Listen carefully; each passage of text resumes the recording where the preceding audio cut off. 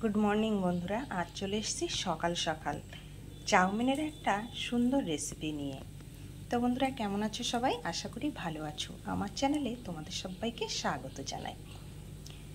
তো বন্ধুরা, আমরা তো চাউমিন সবাই খেয়ে থাকি। আজ মেয়ের টিফিনে এইভাবে চাউমিনটা বানিয়ে দেব। এর আগেও আমরা অনেকবার খেয়েছি, তাই ভাবলাম তোমাদের সাথে শেয়ার করি।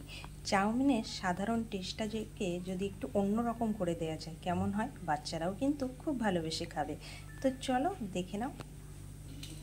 আর আমার চ্যানেলে যদি নতুন বন্ধু হয়ে থাকো তাহলে চ্যানেলটি সাবস্ক্রাইব করে পাশে থাকার অনুরোধ রইল। তো দেখো, প্রথমে কি করেছি, গরম জল করে তার মধ্যে একটু লবণ দিয়ে চাউমিনটা সিদ্ধ করে জল ছড়িয়ে রেখে দিয়েছি এখানে। আর এখানে একটা কড়াইয়ে আলুকে একদম সরু সরু করে কুচিয়েছি, গাজর আর একটু কাঁচা লঙ্কা কুচিয়ে এর মধ্যে একটু গোলমরিচ গুঁড়ো আর একটু লবণ দিয়ে এটাকে সুন্দর করে ভেজে নিচ্ছি। এই সাধারণ উপকরণ দিয়েই চাউমিনটা বানাবো, কিন্তু একদম ভিন্ন স্বাদের। তো চলো পুরোটা দেখে নাও।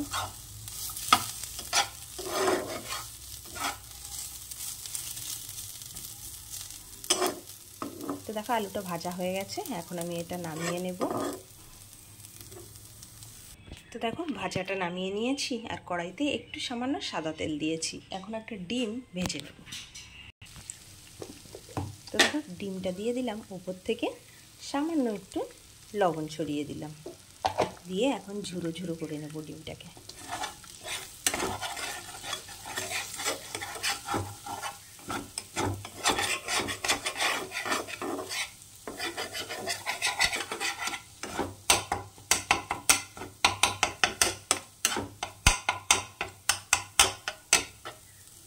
তো দেখো, ডিমটাও কিন্তু আমার ভাজা হয়ে গেছে, এটাও এখন নামিয়ে নেব।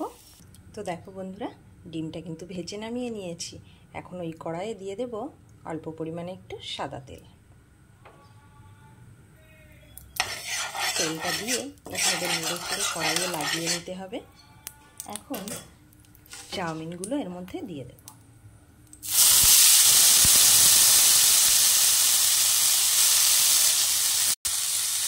চাউমিনটা দিয়ে একটু ভালো করে নেড়ে চেড়ে নেব, তাহলে কিন্তু কড়াইয়ের নিচে লেগে যাবে না।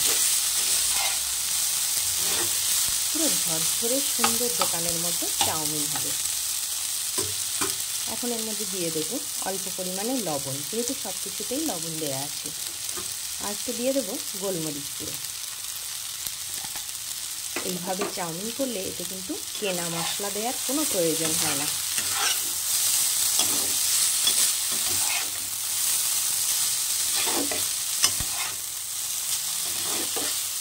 এগুলো দিয়ে ভালো করে নেড়ে চেড়ে মিশিয়ে নিলাম। এখন এর মধ্যে ভেজে রাখা আলু, গাজর, কাঁচা লঙ্কা, ডিমটা দিয়ে দিলাম।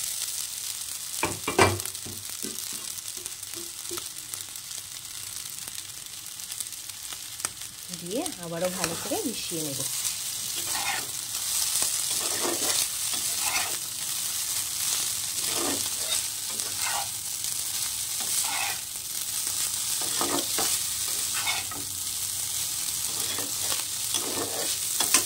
ব্যাস, এবার একটু হালকা ভাজা ভাজা হোক। আর এবার আমি এর মধ্যে দেব আসল উপকরণ, যেটার জন্য পুরো টেস্টটাই বদলে যাবে চাউমিনের। আর বাচ্চারা তো ভীষণ ভালোবেসে খাবে। সে জিনিসটা হলো চিজ। যখন চাউমিন করবে তোমরা, তার মধ্যে একটু চিজ বা বাটার দিয়ে দেবে, দিয়ে ভেজে হালকা করে নামিয়ে নেবে। দেখবে ওর টেস্টটাই পুরো বদলে যাবে। তো আমি চিজটা কিনে নিয়েছি, এই দেখো এর মধ্যে এরকম ছোটো কিউব কিউব আছে, এটাই ঘষে ওর মধ্যে দিতে হবে। একবার এভাবে বাড়িতে চাউমিন বানিয়ে খেয়ে দেখো। চাউমিন, পাস্তা তো ভীষণই ভালো হয়।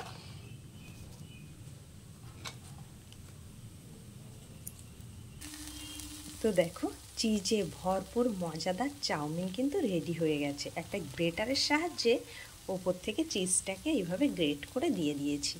কেমন লাগছে তোমরাই বলো।